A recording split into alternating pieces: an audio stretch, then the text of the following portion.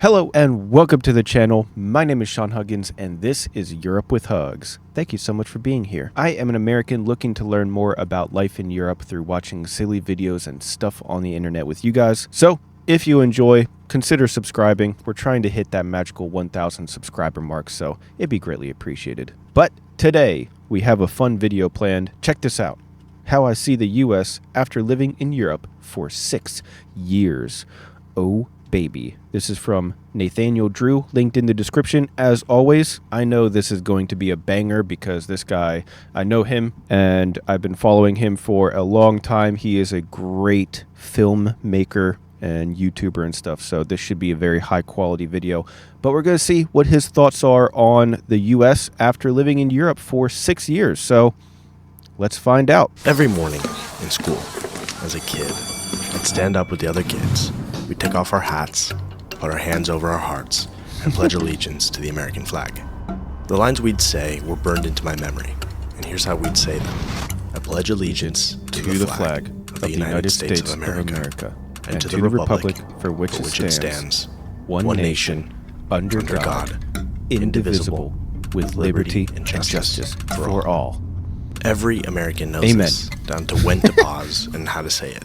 It's normal for us, but I don't know if people from other countries are aware that we do this. When I've mentioned this to some of my non-American friends, they look at me in shock.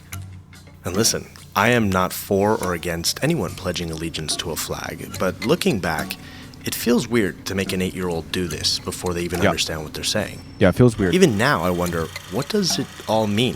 Does it mean I cannot criticize this country? The US does stuff around the world I cannot stand for. Who is to blame? The politicians? The people that vote for those politicians? I don't know if I have the answers, but these are all questions I ask myself all the time. Here's the thing. There are a lot of things about the US that I am not a fan of. I have spent the majority of the last decade outside of the country. When I left, my view of the country was quite negative. I got tired of the divisiveness, of the gun violence, of the politics, just to name a few things. People recognize that America is sick, even though maybe we don't agree as to why it's sick and how to fix it. But I have to be honest about something I've learned about myself. Some of my dislike for the US went beyond those things. Oh? It was personal. It came down to feeling stuck there, stuck in the way of life. Okay. I didn't feel like I belonged, and this shaped my entire worldview. It's the real reason why I left. The thing is, this question follows you wherever you go, and everyone has to answer it. So I want to tell a story for anyone who has struggled to like where they come from. All right. My complicated To have a relationship different experience with of the United States, there was one person I knew I had to visit. Someone uniquely capable of showing me a side of the country that you don't see when you just stay in its cities. I'm talking about the incredible wilderness. At this stage of my life, that is what represents the real wealth of this country.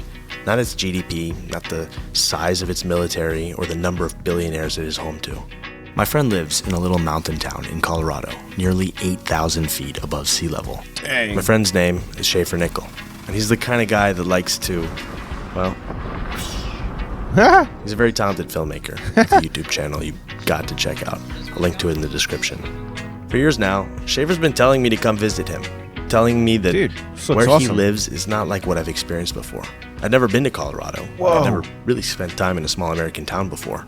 I had a feeling being in a place like this might change how I looked at this country. So I went. Schaefer's little town is a quaint place, a magnet for outdoorsy people. It felt like I stepped onto the set of some indie American film with Schaefer and his group of friends.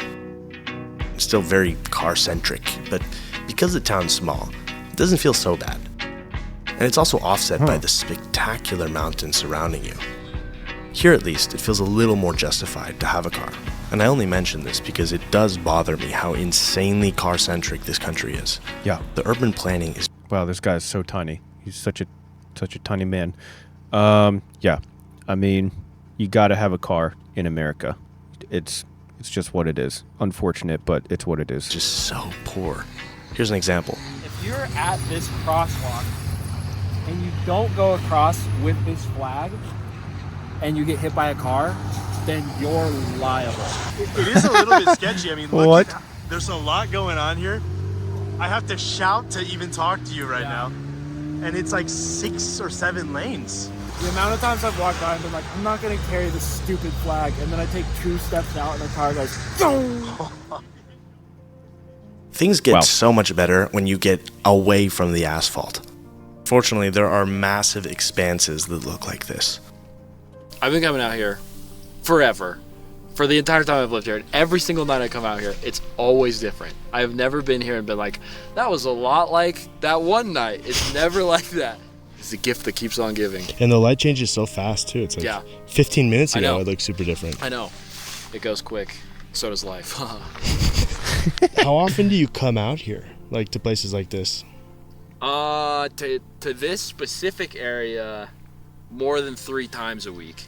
But it's bikeable from my house, so that's awesome. It's not the biggest commitment. It's amazing how easy it is to be alone out here.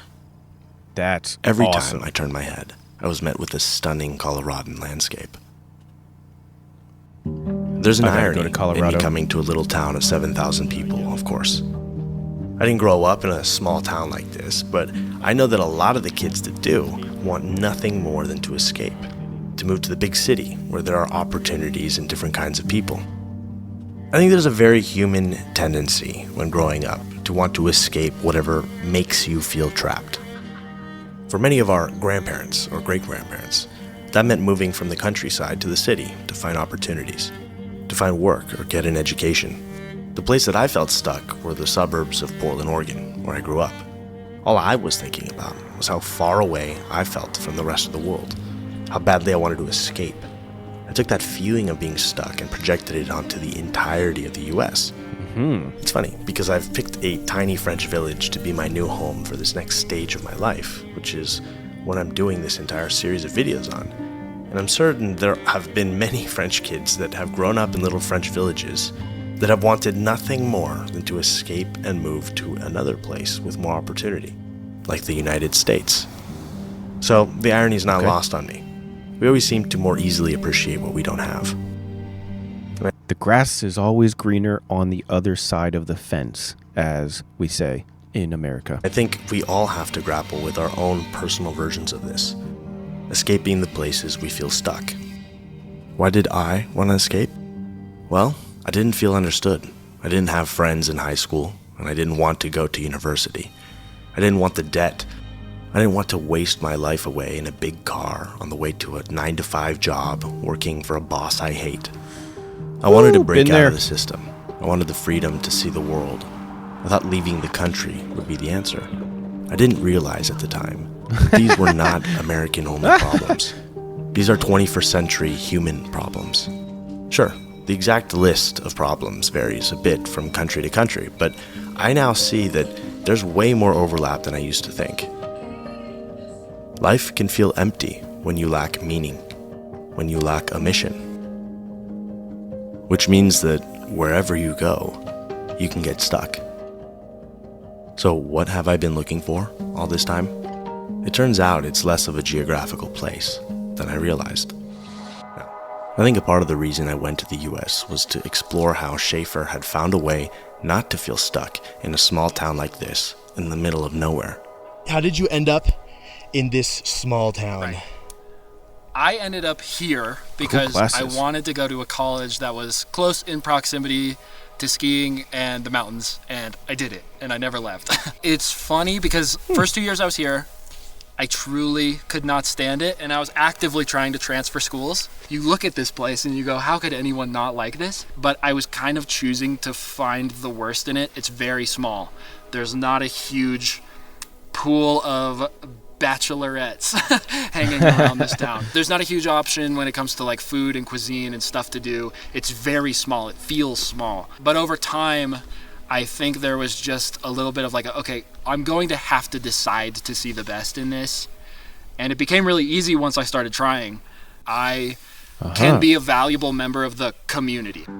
Like we have the stupid bike night we do on Thursdays. And that was just a big giant group chat no one asked to be in that I just pirated into everyone's phones. And like, grab your bikes, we're going. Every Thursday we're doing it.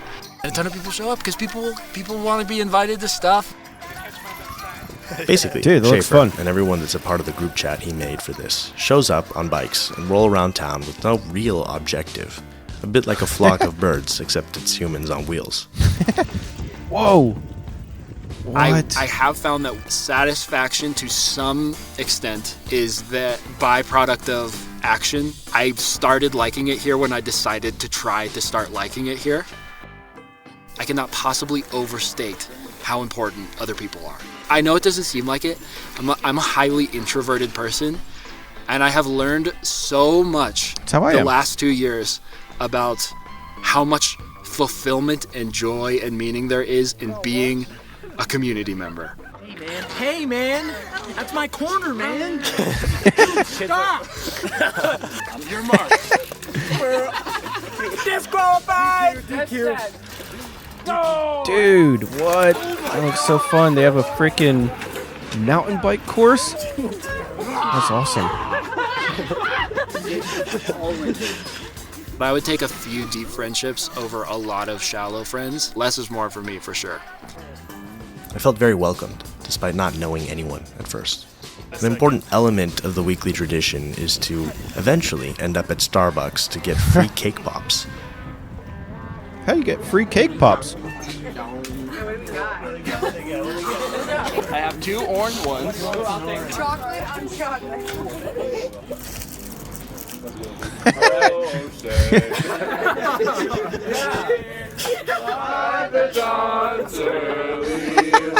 This is not really happening. What a great thing to put in the video.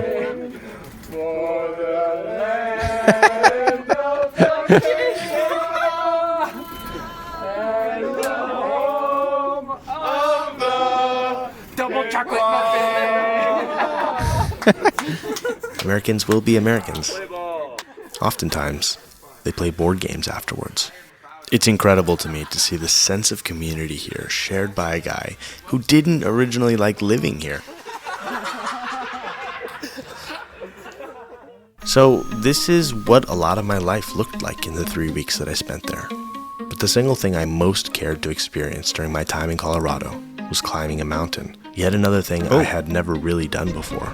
Even with my visit to the Alps earlier this summer, hiking a mountain in the Rockies was a level beyond anything I'd ever done. So near the end of my time there, Schaefer took me. Dude, thank you so much for bringing me here. Oh, you're so welcome, dude. Welcome to paradise. It's so beautiful here. I know. It doesn't get old either. Dude, I'm going there. I'm going to go there. Got to. On our way up, he showed me how to shoot on his Bolex. I'd never shot 16mm film before, but it is a totally unique experience. Okay, so let's take a look.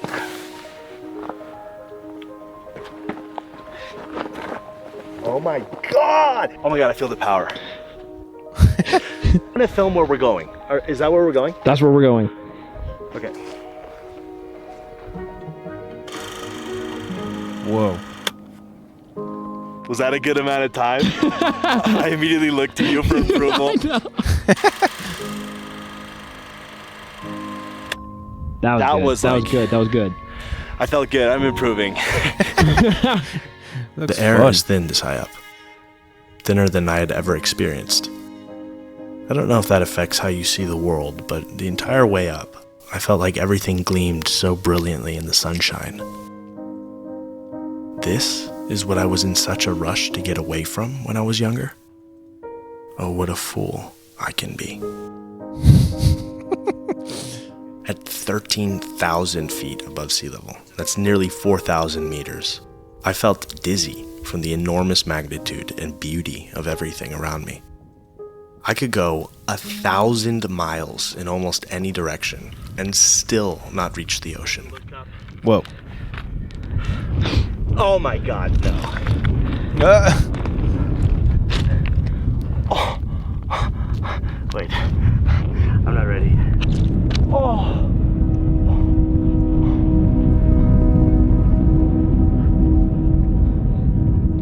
Oh no, I'm not going through that. Oh my god, no. Whoa. No. I can't explain just how fucking intense. This is like a psychedelic experience right now. Do you think the America of the last 3 weeks parallels the America of the internet? Well, no. Real life is not the internet ever, anywhere. This is Exactly. also an experience of the United States unlike any other I've had, and I've spent still the majority of my life in this country, 18 or 19 years total, and these last 3 weeks were unlike any other time. I came as a different person. I mean, I am a different person now, with different people in a different place. There's an infinite number of different experiences you can have in a country this big, or really any country, I think. This has still been a very American experience, okay? So like a lot of stuff is still corresponding with what I know to be true of this country. So I'm not like, wow, it's a totally different country. Like, we're still in the US, you know? It's just a different experience, and I'm loving it. But I still have the same issues that I always did, you know? So I definitely feel incredibly grateful to have been born in a place that has this.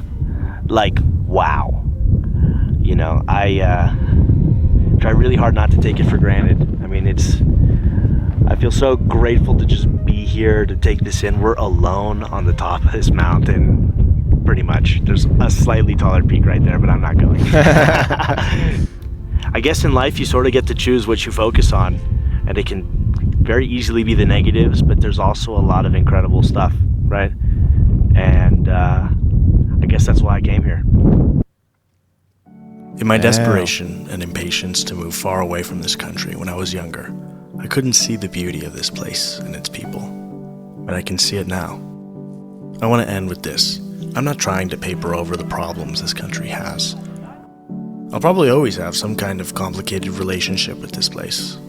There are things we should all continue to challenge and question about whatever society we live in or come from. This country, just like every country, has to face many challenges ahead. As for me, well, my life in France continues. I have a lot of work to do. I have a new home, and I'm thrilled with this beautiful opportunity to learn more about myself and the world. I'm learning to enjoy the mundane. I've realized that there is no one culture or people I connect with more. The people I've always most connected with are weirdos like me, not bound to any one country, but rather a blend of things. Third culture kids. So I'm grateful for this redemptive trip back to the US. Grateful to have grown beyond some of my old ideas about this place. I'm grateful to have been born and grown up here.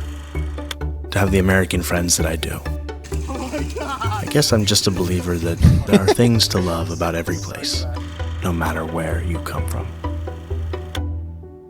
Wow, very deep, very introspective video today. Interesting. Really puts things into perspective that if you don't have the right mindset, I guess you'll never be happy anywhere, you know? But anyways, I'm curious what you guys have to say about it. What do you think of the video? Let me know your thoughts down in the comments section below. That's all the time that I have for today, though, so thank you guys so much for being here, and I'll see you guys next time.